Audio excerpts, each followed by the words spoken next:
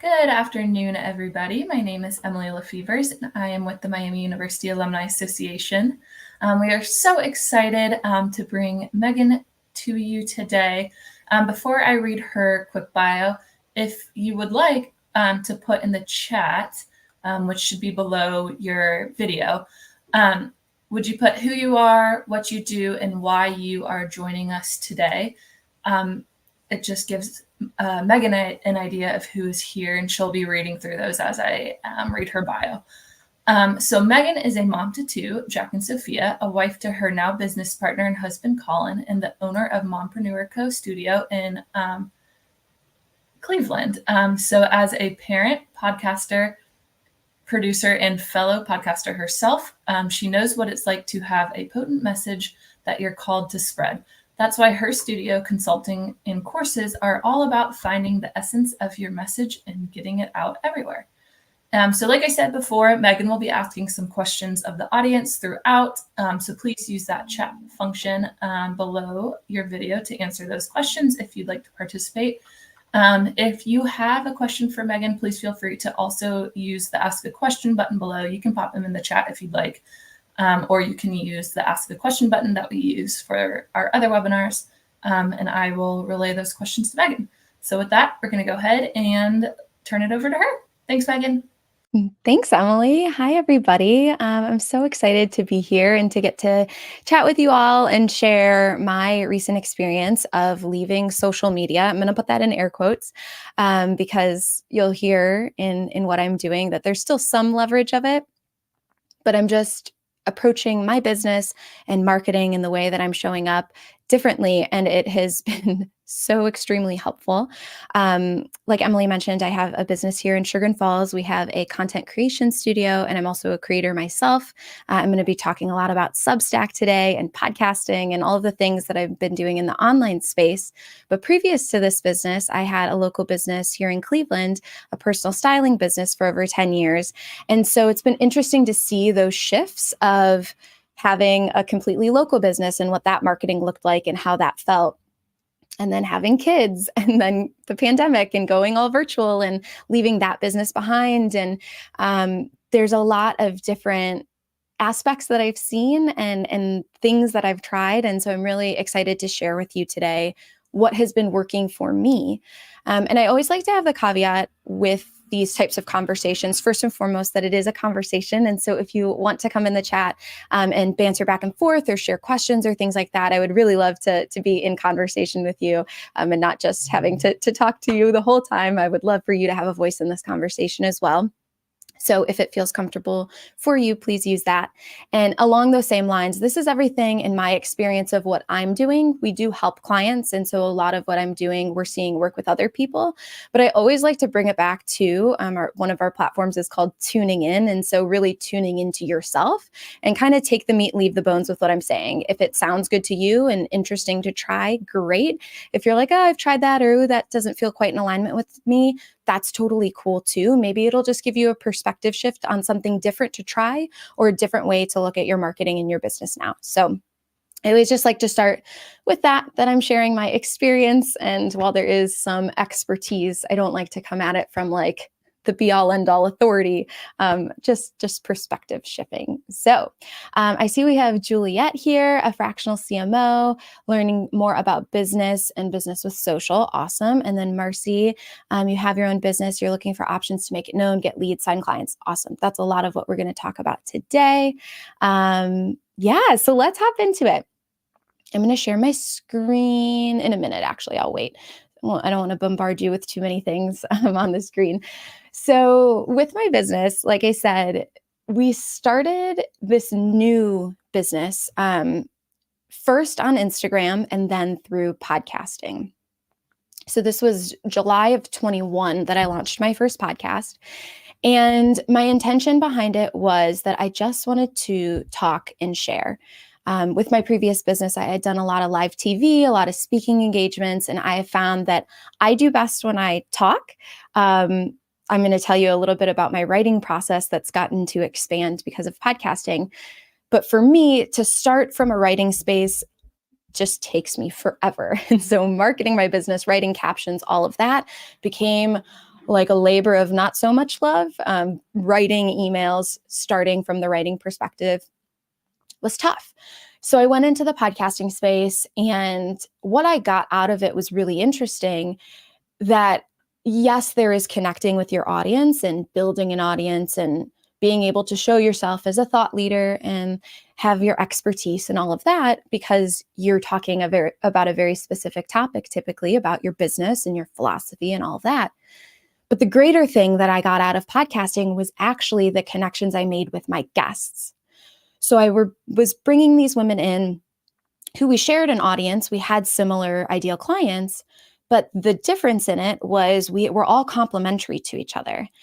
And so starting my marketing with this podcasting space became so easy for referrals. And it reminded me a lot of my local business. You know, when you're in a local space and you join chambers or you bump people on the street, like especially here in Cleveland, everybody wants to support each other and make those referrals. And so that was a really interesting shift that I could see in the online space, is how to make online a little bit more local in real life. And so that's what I really enjoyed with starting my podcast. And a big benefit that I saw that I wasn't expecting to see is that in the creation, I had a lot of connection, and that the biggest ROI I saw was meeting these people, and not only them being able to refer me. So let's say I'm working with interviewed a coach, a business coach, and one of their clients says, my client needs to launch a podcast or wants a space to hold a meeting in. Immediately I come to mind first because of our good interaction, our friendship that we've cultivated. And so my business really started to grow first and foremost from that, not necessarily from the downloads and people finding me elsewhere, like finding me from the podcast. So I think that was an interesting ROI that I've seen in looking at my business different, and not relying on social for it, because the podcasting space is its own space. It's your own place to post, and the social then became the marketing channel, so people knew about podcasting. And so that's where a lot of it started first. I did do a lot on Instagram, and I enjoyed it for a while. And then it felt like a grind. Maybe you can relate. If you do, I'd love to hear from you in the comments and see if that's something that you've struggled with. Is I felt like I was constantly like churning out content for consistency's sake and to show up, and because this is what the algorithm wants from me, instead of sharing when I actually had something to share. And I noticed that same kind of linear mentality come in with my podcasting, where I felt like I had to be on a strict schedule, and every Monday the episode had to come out. And I think at one point in time that was important. That was the way of doing things. When we think about like TV shows and things like that, you came to expect every Thursday that Friends was going to be on it, and you were excited and you wanted to go see that, and that was your only opportunity to consume. But the shift that I'm seeing in the market of what consumers want to consume from us, plus paired with my own feelings, is that now people want to opt in. We want to consume when we want to consume. And so that shifted a lot of my marketing in how I'm presenting my information, because the podcasting space is an example. I can put on an episode when it feels good, and I can match it with what people are looking for. So now I'm creating this content based on what are people asking me about, actually searching for. And so when they do search that, I try to do everything I can so that I'm the one who pops up when they have that question. I get to meet them where they're at, which also means I don't have to be on as tight of a schedule for my marketing and have to show up every Monday and just drain myself in that process, because I know that I'm creating and meeting them where they're at when they need it, that they can opt in and find me in those times. And so a little bit more specifics to that, what that looks like is, I don't know how many people are in the SEO space and search engine optimization, meaning using the right words that people are searching on Google so that you do come up. That's played into a lot of getting off of social, because I don't have to rely on it, because I know what people are looking for. I'm creating my content based on what I feel, but I'm making sure that I'm being smart about how I name that content, what the title is, what the description is. all of those things. Really, I'm thinking through, how do I show up and make my marketing discoverable when people want to discover it, versus kind of spammy Sammy coming at them constantly, because we're so bombarded, right? They say in the marketing space that, I think post-COVID, that I heard that it's 14 times that people need to interact with you. But I think that stat doesn't take into account the person who is searching for something, and then they find you and they find more information on that topic that they're interested in, and they see who you are and your personality, and they decide if you are their flavor or not. I think that is a more simplified and streamlined and more potent way of doing it than kind of the spray and pray, or just show up and like hope that people will hear from me and hope it'll get into the right hands. I want to make sure it is getting into the right hands. So podcasting is the space that I started to notice this with. I got into Instagram, and like I said, I was churning out that content and feeling really overwhelmed and tired, and my kids are little, so I'm extra tired on top of that. And I wanted to just find a more streamlined way. So I ended up actually taking a step back. I got off of Instagram. And what I'd love to show you is kind of what I have done since then, what it looks like to get off of Instagram, and how it can still support you in your business without having to focus on supporting the algorithm, which means that you're creating based on what they want, they being the companies, and that mathematical equation, instead of what you feel called to actually share. So what I started to do was I went to this platform called Substack. If you've heard of it, I'd love to hear in the comments from you that you have. But it's really cool because it is like email marketing, email newsletters meets a blog. But more than that, you can put video on it, you can podcast through it. And so the opportunity that I saw in this shift in going off of social media is, I can go into this one place. I can email my people the content that I'm doing without having to create this separate thing, right? Normally you create a podcast, or you create a LinkedIn post, or you create something, and then you go into your email platform and you type and say, I created this thing, and you email it out, right? What Substack does that's really interesting is you create and you email all in the same place, and it's searchable like it would be on your website through Google and things like that, because it's also a website itself. And I thought, what an amazing opportunity to just do one thing once and do it well once. And so my thought was, on Instagram, again, the stats are, I think 2%, somewhere less than 5% of people who already follow you see your content. There's obviously lots of different opportunities to do trending reels and things like that, to be in front of people who are not currently following you. The point of it for me, though, was you're doing all of this and nobody's really seeing it. And over here, I have a platform where I can email people, and I know that it's going to be delivered to them. And they can opt in, right? If they want to open that email, they can. If they want to hit delete as soon as they see it come in, they can. But it's not like throwing it in their faces of the content. They get to see the title. They get to see if that matches their interest, and they can choose. And so that's when I decided to leave Instagram and go to Substack, it was with this in mind. If I can keep doing what I'm doing of podcasting, of now expanding into writing, but for me, like I said, I didn't want to write from scratch. So I'll explain what that process has looked like to be able to expand into writing without making it a heavy lift. And all in that process, I get to email and connect with people.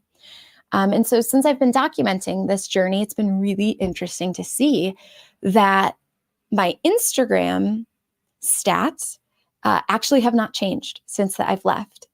My engagement, the conversations I'm having with people, the referrals that I'm getting have actually increased, because I'm actually getting to reach people now is part of my feeling. I think part of it is the content that's being created when I have more space and it's long form and not short form. But ultimately, it's it's been really amazing to see that people want to reach out, they want to connect, and they want to engage. And so Substack has been an amazing platform for me to be able to do that. So I'm going to share my screen now so that you can see exactly some of just like the stats, right? What does it actually look like hold on, I'm going to share my entire screen for a second here. Okay. So I think that you should be able to see now. Oh, hold on. Play my video. Okay. So this is a post that I'll be able to send to you guys, but basically it shows you what I'm walking. Megan, we're able to see this home screen. Your split screens, not just your Substack. Yeah, let me, I'm just going to get rid of that. There we go. And let me stop my talking. It always comes up. Let me mute it again. Perfect. We can see. Okay, cool. Awesome. You see it better now? Yep. Cool. Thank you. Yeah, no, thank you. Yeah, if you see anything that's not coming up right, please hop in and tell me. So you could see here when I joined Substack, this is my second month. I think the interesting thing is that you're getting a lot of views, and my subscriber base is less than that. And so that means that people other than the people who I'm emailing are finding my content.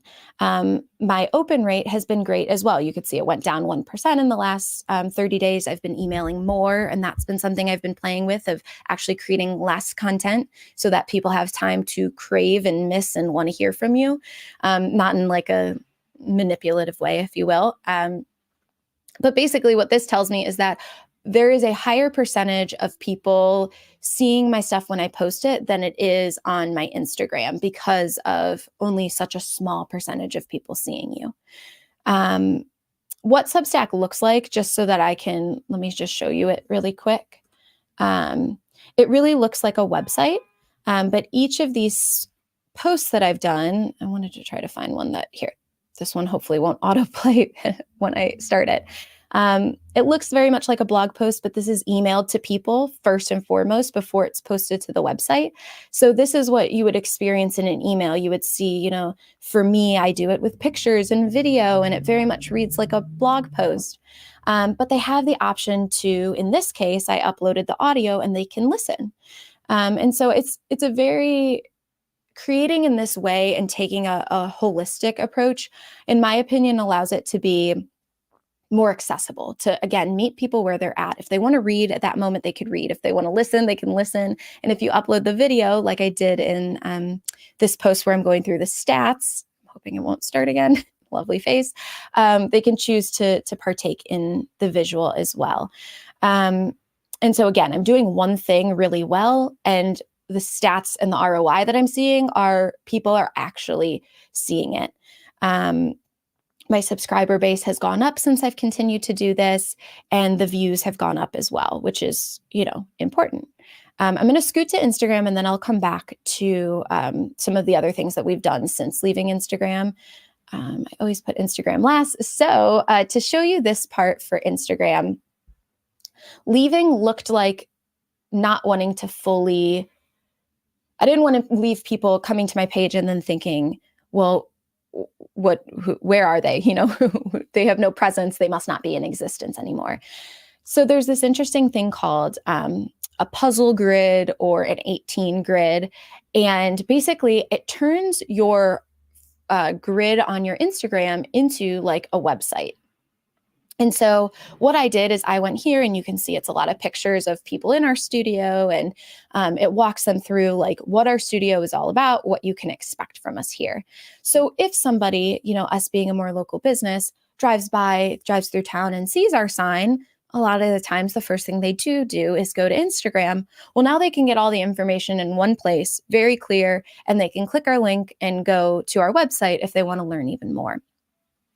The nice thing about this too is that I don't have to worry about continually showing up to post. It's very clear and intentional that when you come to my page, this is what's going on, right? Is you're getting the information. You don't have to look for posts that tell you what we're doing. But I still have the opportunity to post reels, and those can just live on the reels page, meaning that if I do feel inspired or if I do want to post something and other people see it and my followers see it, I can. I'm not limited and not forced to stay away from Instagram, but I can be more intentional about my relationship there.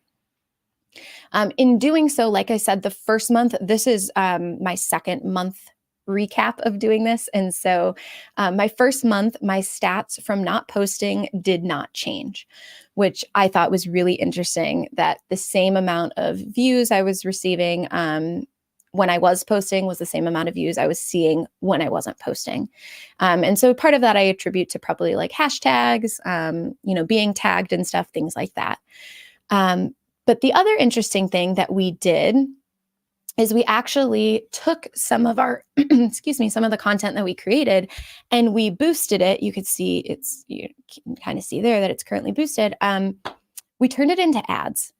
And so that's really how I've been walking away from social, is by using Instagram as an ads platform to share like a little tiny snippet of, here is the work that we do, here's what you can expect from us. And then people can have the option to book a tour, get on a call with us, things like that. My favorite part of this is that, again, I don't have to show up. I can be very intentional. I do one thing and it can continue to live. And at this time, when I wrote this article, I had spent $270 on ads and gotten 543 people to click onto my website. So it was about 50 cents a lead. I was very impressed with that. Now, those leads, of those 543, I think we had about 10 calls actually booked. And then we're still, going through the process of serving on those calls. But for me, I think the opportunity there of being able to take content I've already created, create an ad and be specific around that ad of who I want it to go to. So for me, it was targeting women locally to the Cleveland area. I chose some of their interests. Like one of my favorite shows is Gilmore Girls, and I'm into meditation and things like that I knew we would be aligned on. It allowed me to kind of cut to the chase, right? And they get to see me when they want to see me, and I get to see them and connect with them. And so I was very impressed by how those stats are going. We're still working through the quality, just because we're getting the leads in. Obviously, we're still trying to match that with the quality conversion of the lead. But we had run and tested a couple of different ads, and for so inexpensive and so much less effort, we're just seeing a lot of results. So I wanted to share that. I feel like I'm talking a lot, so I'm going to pause for 1 second. Emily, do we have any questions, or does anybody have any questions before I continue on? Yeah, if you give me one moment. So we haven't had any live questions come in yet, but cool. Please feel free to send in your live questions if you have some. I know sometimes, Megan, people are so entranced and trying to follow along with your thing that they're not always taking the time to type in questions, but I can go based off of space now that if anybody has questions as I'm talking, before I get into kind of the other stuff we've been doing since we've left social, feel free to comment them. I don't want to bombard with too much information because I know it is a lot, but high level where I'm at in this sharing with you process now is we create our content, we do the podcast or video first. That is on Substack, and that continues to go out to your email newsletter. Other people can find you there. You can post about it on social and link people to that post. But ultimately, instead of looking at Instagram as a marketing platform for me to share all the stuff that I'm doing, I'm looking at it now as an ads platform, and I'm creating a couple pieces of content, posting them, putting a little bit of money behind it, and then seeing what converts for us into leads to truly support people. So this was a question that came in with the registration, and I think you've mostly answered it, but just in case you have anything else to add, they said, if you publish a book, must you have a presence on social media to rack up sales? Do you need a website? And I think your Substack is exactly what they're looking for. And I do think you, like I said, you kind of answered it, but if you have anything else to add to that. So yes, that's a great question, a great point. If you go to my Substack, which I'm sure we'll send it out, or if you go to tuningin.substack.com, I actually did a recording with a woman who specializes in self-publishing. And I have a couple on my podcast as well with like the more traditional publishing houses. And so I'll kind of hit this high level of all of the opportunity. And then you can dive deeper if you'd like. But what I've learned in the publishing space, we had sent out a proposal and we started to work with an agent, and then we got our studio space and we had to put that on pause. If you would like to publish a book and go with a traditional publishing house, then they are looking to make sure that you can market and sell the book. So the first place that they are looking at is social, and they want to see that you have a following. They do put a lot of weight in podcasts because they know that you've built a community. But a lot of writers have been leaving all the other platforms and actually coming to Substack. It was originally created with writers in mind so that they could get paid for their writing. That was the original point of Substack, and it's since expanded to creators, and a lot of podcasters are going there and a lot of other creatives are going there. So the point is that if you choose to go the traditional publishing house, you have to have some, I don't love halves, but they want to see something that proves that you will be able to do book sales. I think it was our agent that we were talking with. She shared a story that she had been working with somebody who is a major exec at NBC. She had a great story to tell. They were talking with a publishing house, and the publishing house looked at her social media, which she was the exec, like she didn't need to have a strong social media presence for her business. And that was like, I guess, an issue for her in negotiations. And so I don't love that about the space. And it is what I love about Substack is I don't really care if I have 1 million followers. If there's no conversion, if I'm not helping people, then I don't believe that the number matters. I believe that the quality in the number matters and the engagement. And so point being, if you have some type of platform to prove that you have an audience of people who want whatever your book will be, that is the needle moving thing in the publishing space. And, really anywhere, right? Like that's the main point of ROI that we're looking for is the proof that we can help people and the conversion to actually help them. I will do one little side caveat on this for anybody who is interested in writing a book or maybe has a book.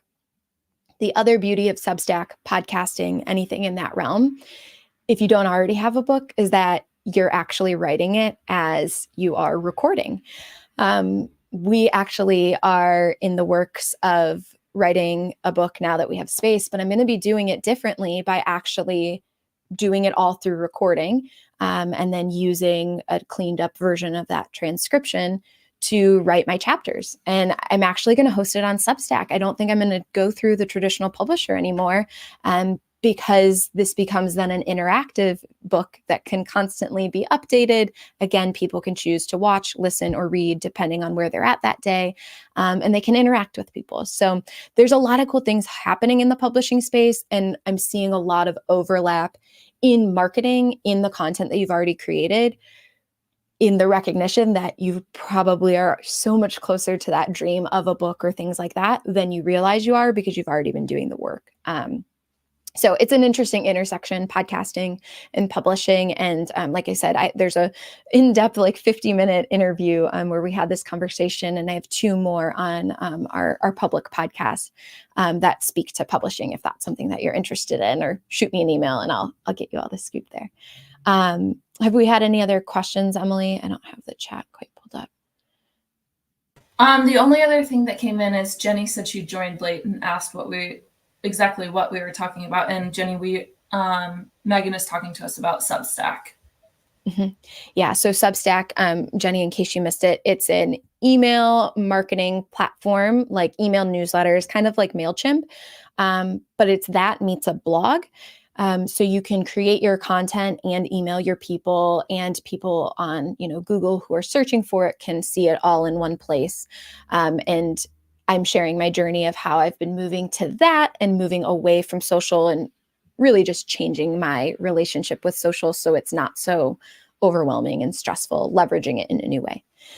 And that's all. Okay. That's all we have for questions we have for right now. But if you have a question, please use the Ask a Question button or the Post a Comment button under the video, and Megan can answer. Perfect. So I'll move into and talk high level, and then I can show you just a couple images of the stats of what else we did to shift and get more eyes on our business.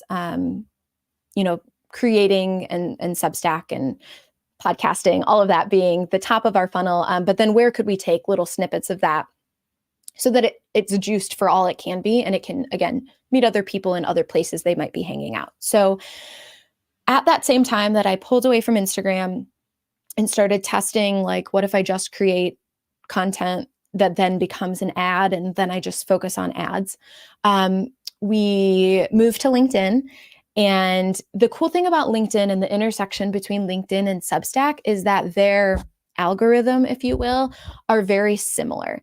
And that is very different than all other social, in that you see in your feed anything that people you follow interact with, which means that when you post something, if Joe and Donna and Tim and Kathy all like my post, now all of their people see it. I like to think about it like a spider web, and Substack is the same exact way. They have a little bit of a social platform to theirs, and so you can share in that social platform, and then anybody who's following each other is going to see, and that's how you can get more eyes on your work and more eyes on what you do. And so that was why I was willing to try, even though LinkedIn is like a social platform, it's so different because the longevity of that content lasts for weeks instead of hours, like on other social platforms. And part of that is because the spiderweb effect, that when one person interacts with your stuff, now their entire community will see if they are in the feed. And then the other thing is that they're really good with hashtags. That people on there, the way that people are interacting on LinkedIn sometimes is through using a search with a hashtag. And the hashtags are so simple. Like for me, it would be, content studio, content creator, podcast. Like it's nothing crazy. It's just really tagging on what you do. And so there's been some good engagement and cultivation. We started from ground zero on LinkedIn 2 months ago. So we're still learning a lot in that space. I had used it in my previous business and kind of forgot how much I used it in my previous business. And obviously times have changed a lot. But that was why we tried out LinkedIn. And so there, and because on LinkedIn, you can actually use a link to a page, we can just go in and say, like, here's my recent Substack, or here's a quote from my recent Substack, and I can link it and people can go see. I can share the reel that I created for an ad on LinkedIn and tell people about the studio. We just started to run ads the other day. And so I don't have stats on that yet, but I've been trying their platform as well. The cost on it hasn't been bad. I don't think it's been as good as Instagram, but I have not seen the clicks convert into calls yet, whereas I saw that more quickly with Instagram, but more on that to come. But that was just another space that I was like, okay, where else can we take what we're doing and it be a very light lift and we get some eyeballs? And viewership wise, we've been in the thousands range in views, which is good. My biggest concern is engagement, right? That's I don't really care if 10 million people see my stuff, if not as many people are connecting with it. So LinkedIn was another place we went. We also went to Pinterest. And the reason we did that is because Pinterest is a search engine, actually not a social platform. It has social features, if you will, but it's really a place where people go to search. So back to my original concept of my focus is on discoverability, it makes so much sense to take this Substack that I'm doing and make a picture for it that I then post on Pinterest that tells people, here's this thing that you're looking for, click here to get it. So if people are searching for, how to set up a home studio for a podcast, and I've done an episode on that, now there's a whole new audience there who can see me without me having to do anything. I didn't need to create new content or anything. I just needed to create a picture, we have a couple templates that we use, and we just change out the title based on whatever I titled my piece of content, or whatever I'm wanting to push in my business right now, like looking for a space to host meetings in Cleveland is an example of something that we've pinned to Pinterest, and it just pins right to my website. So that was another one where I was focused on low lift, not having to do any extra work in terms of like full creation. But we are seeing eyeballs. I'll do my screen because I don't quite remember how many eyeballs we've seen, but I think it was in the multiple thousands with no, yeah. So this is my current analytics dashboard from the last 30 days. So we've had 17,000, almost 18,000 people see our stuff.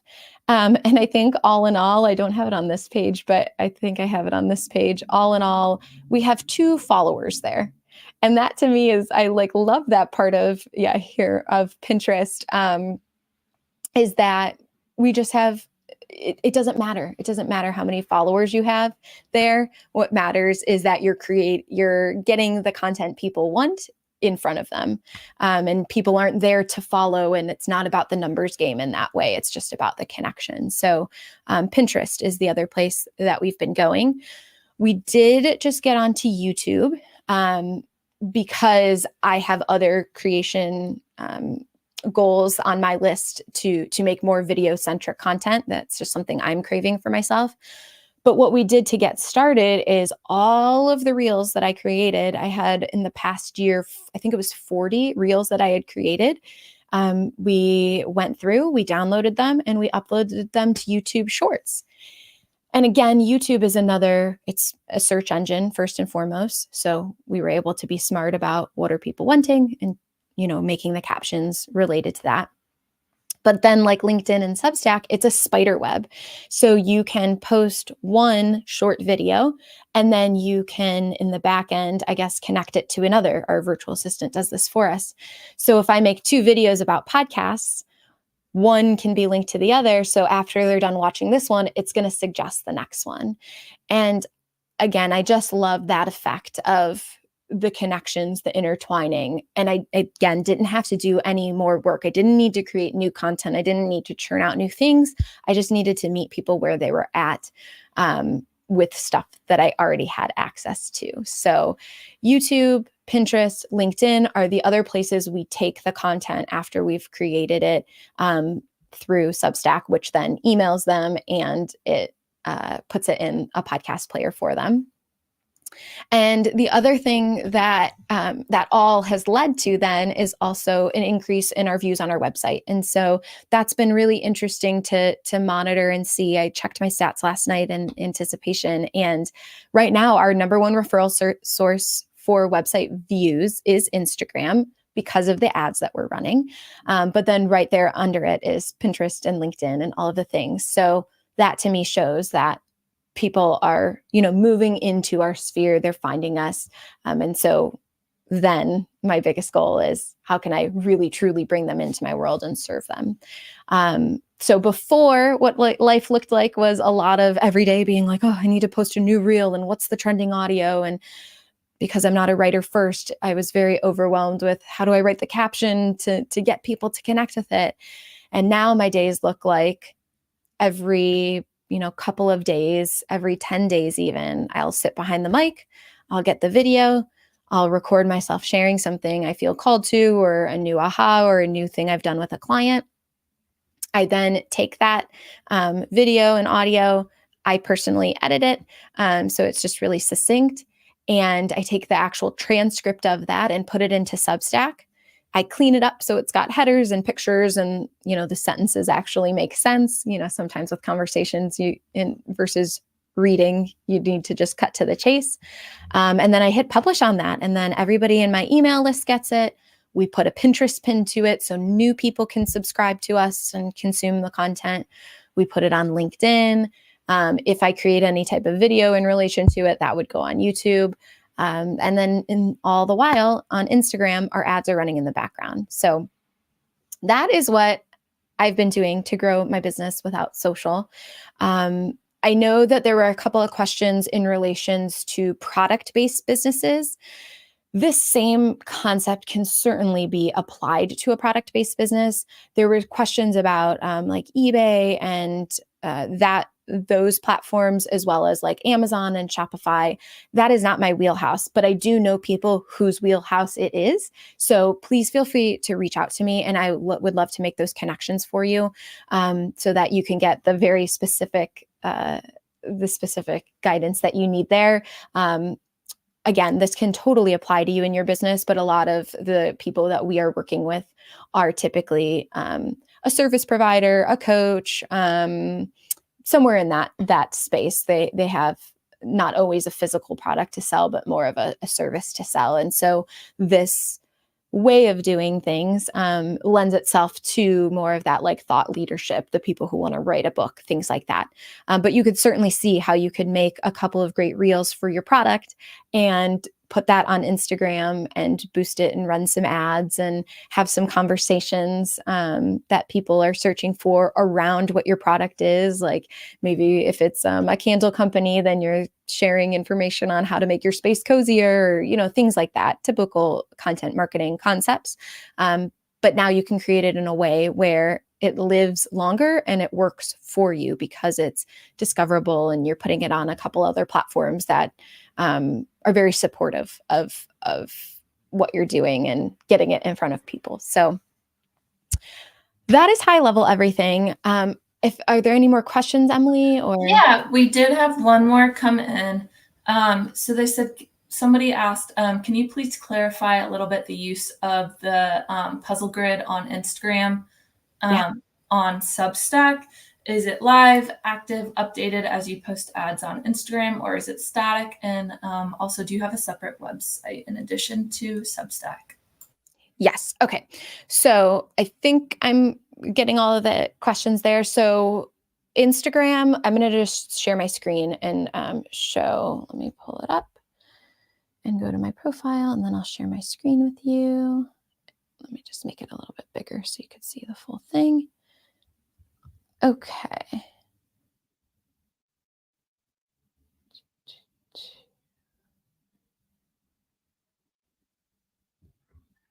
Okay. So when you come to my Instagram profile, this is what you'll see. This is that grid, and I would put it as static-ish. So I recently updated this. I think I did my first grid, probably it was like January. And then we had made some changes in our business. So I went into this template I have. I purchased it from Etsy and it's in Canva. And so I just went into Canva and I swapped out some of the pictures and I swapped out some of the writing so that it was more akin to what our offerings are now. And so what I did do, because they were so similar, is I archived my previous one just so that you didn't scroll through all of this and then see the same thing again, saying something different. And so this is very static. Like I don't change this. This is what my Instagram looks like. Now, if you come to Reels, I think these were the last two posts that I've done a while ago.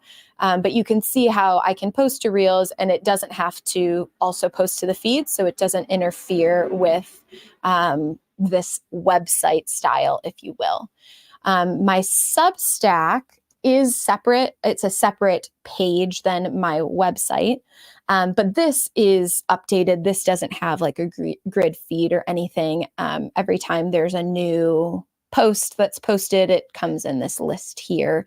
And then it's emailed to people. So I think right now our stats are that like 90% of people read this content just in their email platform. Not as many people know about Substack or are familiar. So a lot of our readers are not already Substack users, but they have been enjoying and saying they're loving that the content is just so much different than what you normally get in an email, and that it's a little bit more interactive and they can, listen, watch, or read, whatever they prefer. And then last but not least, so my Instagram page, I have a link tree. And so people can click here and these go to our website, 2 different pages on our website that are 2 different offerings, and then our Substack. And so we do have like a full functioning website that we were very specific on SEO with, and, just shows our space and our philosophy and all of that. But I do have Substack very prominent throughout as my way of connecting with people instead of, social being the foremost thing that people are seeing. And then we did have one more. You might see it from Juliet. Asked, are you looking at generative AI to assist you with your content and video development? Great question. So maybe it's a hot take, maybe it's not. I'm actually not a fan of AI. In our editing software, we use an editing software called Descript. And so there are some features with AI that have been very helpful there, that are like kind of behind the scenes, like to make our editing easier. I recently I had used ChatGPT. I'd used that for a while. And the problem that I found was it ended up being more work for me, in that it would write something, it would be so clearly, like, let's say it had it, I don't know, give me an outline or turn something into a blog, things like that. It would just be so clearly like robotic that it took me more time and effort to make it sound more like me, that it was actually less helpful for me. I recently messed around with it again and tried to take a recording that I had done that was like a 50-minute recording. Like I had mentioned, I've been taking the transcript of whatever I share and I edited it, the actual text, so that it reads like a blog.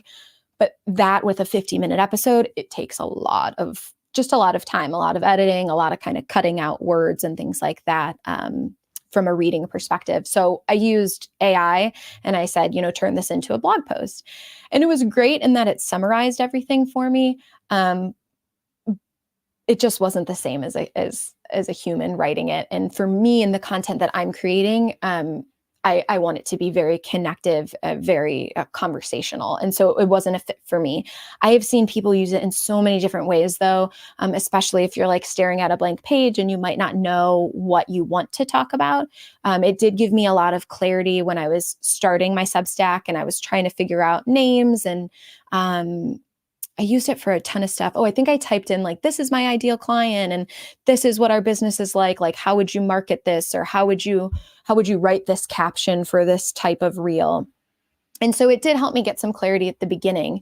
But now I found that taking my spoken word and using clips of that in terms of literal writing, like the literal words I've written, I'm like my own AI in that sense of I pull from that to write a caption or to write a sales page or something like that, so that it is in my own words. Does that answer your question? Yeah, and that's all we've had come in, Megan. Okay. Cool. Awesome. Well, for anybody who's interested, if you're interested in Substack, or if you are in the Cleveland area and you want to come see our studio, we offer studio tours. If you're thinking about starting a podcast, I'm happy to hop on calls or meet with you in person for any of this. Or if you just have like one-on-one marketing questions, please feel free to reach out to me. I love to be accessible. You can, like I said, peruse our Substack and kind of see what it's all about. I know it's a bit different, but this whole shift for me of stepping away from social, you'll see if you go to our Substack, I'm in the slow living movement and just trying to really detox and disengage as much, and having that feeling of relying and this anxiety around social media and marketing in my business. And so this shift has made a huge difference for me, both in a business sense, I'm seeing better ROI, but also personally from a mom and home and wife and life standpoint as a human being, I'm seeing a lot of difference as well. So if you want to workshop and talk through, just to chat about what's going on in your business or how this might be able to support you, I love helping people one-on-one. So I'm here for you. You can follow us on any of these platforms that I've showed you today. Great. Thank you so much. And like Megan said, feel free to reach out to her. We hope you do. If you want to, you can always reach out to me too, and I can connect you to Megan. But thank you all so much for joining us today and participating and asking questions. And thank you, Megan, for your time. For everyone out there, you can tune in to the rest of our webinars. They are free and open to everyone at alumlc.org/MiamiOH. We hope that you will join us. We also have all of our webinars archived there. So there is a lot to choose from. So thank you again, Megan. Thank you to everyone else for joining us today. Have a great rest of your day, and love and honor.